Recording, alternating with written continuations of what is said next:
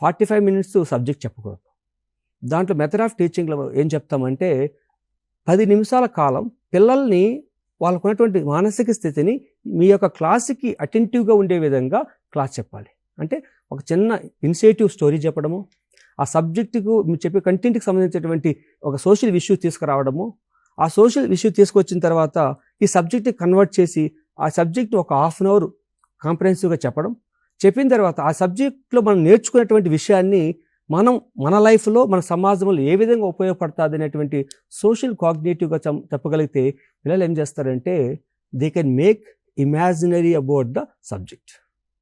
ఆ imaginary subject visualisation చేసుకున్నారంటే that can impact schematic memorisation. అది మనం ఒక అర్థవంతంగా ఉదాహరణకి ఒక సింపుల్ ఎగ్జాంపుల్ చెప్తానమ్మా. మన మొఘల్ సామ్రాజ్యం గురించో ఛత్రపతి శివాజీ గురించో ఒక కథ చెప్తున్నప్పుడు టీచరు ఛత్రపతి శివాజీ ఇలా ఉన్నాడు, ఇలా చేశాడు, ఇలా వచ్చినాడు అనుకుంటే ఆ పిల్లలు ఆ శివాజీ అనే వ్యక్తి ఎలా ఉంటాడు, దేనిపైన వచ్చాడు, ఎలా యుద్ధం చేశాడు, ఎవరిపైన గెలిచాడు అనేటువంటిది ఒక విజువలైజేషన్ చేసుకుంటారు. ఆ విజువలైజేషన్ అనేది సాధ్యమైనంత వరకు ఎక్కువ టైము గుర్తుపెట్టుకోవడానికి అవకాశం ఉంటుంది.